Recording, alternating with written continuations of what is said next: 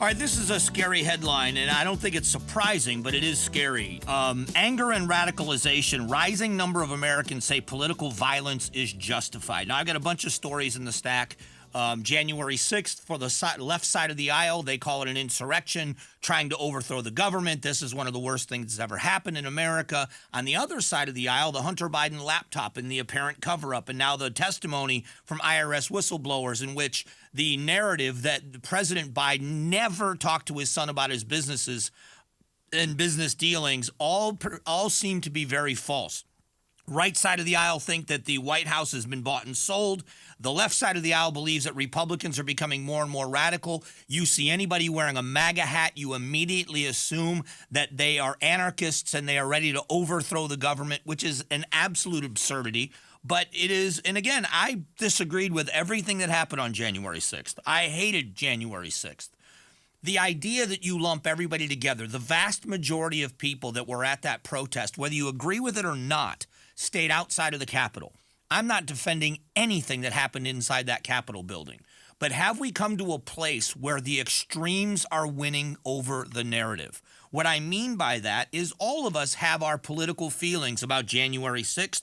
We have our political feelings about election integrity, about the Biden laptop incident. You know, I have my own personal feelings on that. I believe that was a cover-up. I believe that the federal authorities did have conversations multiple times with social media platforms telling them, hey, you know, this looks a lot like Russian interference or misinformation. This is probably, and they stayed away from it. Facebook admitted it. Is this somewhere where people are losing faith in their government? And is a political violence now becoming a part of the narrative for people? I don't think violence is ever the answer. What happened on January 6th, I understand what people are saying about they were let in and all this other stuff. I will tell you the honest truth. Had I been there on that day, which I wouldn't have been, but had I been there, I would have never entered that Capitol building. I would have never gone into the Capitol building. Would have never happened.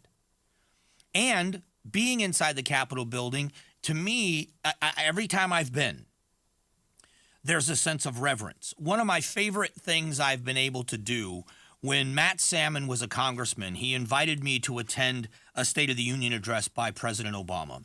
Didn't agree with anything the president had to say during that speech, but it was an honor. It was one of the most American nights I've ever spent in my life. I felt like such a proud American sitting in that room and watching our government come together, all three branches come together, watching that address and the ceremony and the pageantry of it.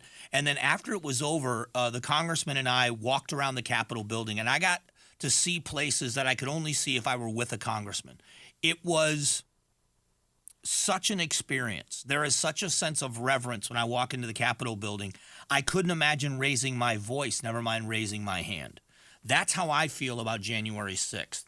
But are the extreme voices that believe that that was appropriate and defendable behavior, are they winning? I want you to see what I think the political parties are up against. There is an Arizona poll from Noble Predictive Insights, favorable versus unfavorability of politicians and candidates. Ruben Gallego has a net plus 11 with overall with voters. He has 36 favorable, 25 unfavorable. Senator Kelly is 50-40 plus 10. Sheriff Lamb is plus 6. Senator Sinema is -7. This is with voters total.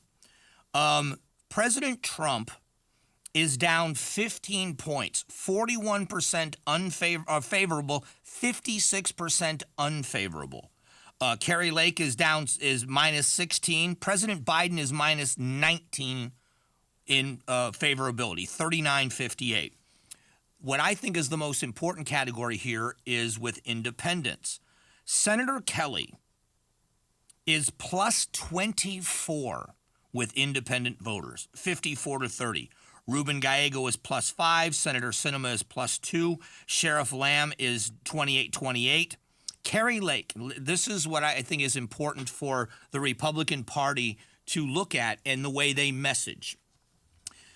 Kari Lake with independent voters is -21. President Trump is -27. Joe Biden, -28 with independent voters.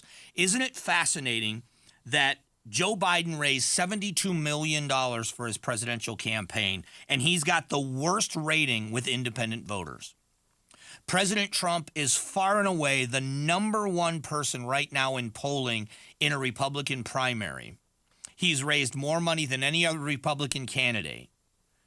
And he's second worst at minus 27. Are the American people, and I'm not knocking either one of the two people, I'm giving you numbers. And then the question is, are the parties paying attention to the loudest voices, or are they paying attention to the other voices? What will happen in this country? What happens if we have the collision course of a rematch between Joe Biden and Donald Trump? What happens? Because you look at these numbers, of all of the candidates, the only person that fares worse with independent voters than President Trump and President Biden is Blake Masters at minus 34. Other than that, nobody fares worse. And yet they are the two candidates that are most likely to get their party's nomination. What does that say about American politics? You've got the division. More and more people are justifying violence. And are they the people, does the average Democrat in their mind view the average Republican as the people on January 6th inside the Capitol building? Does the average Republican view the average Democrat as a Black Lives Matter protester or a member of the squad, AOC? Is that how we're viewed? Independent voters, how do they view the parties? Because here's where the rub is for both political parties. In order to win a primary, you've got to cater to your base. We all understand that. It's always been the way it is. You speak the lingo of your party, you toe the party line to win a primary. But then you sprint to the center to convince those independent voters, because largely Republicans and Democrats show up in fairly equal numbers. It's those independent voters that are dragged one way or the other based on what they're hearing. Have we had to cater so far to both sides in the extreme to win a primary that you can't possibly get to the middle?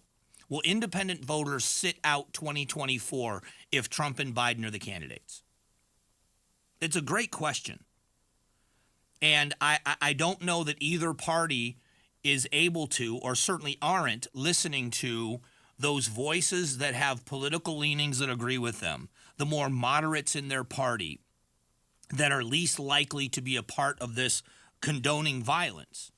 And I don't think that just because you have an extreme opinion, this is the other defense I've made of people for a while, is I know people that adamantly believe the elections were stolen in 2022. They adamantly believe it. These are good, hardworking people that just believe that the election was stolen. But I guarantee you that's not the perception of people out there, because those aren't the voices that are being heard. The people that are election deniers that are being heard are the ones that are screaming and watching ballot boxes wearing camouflage and faces covered. That's the impression that's being given.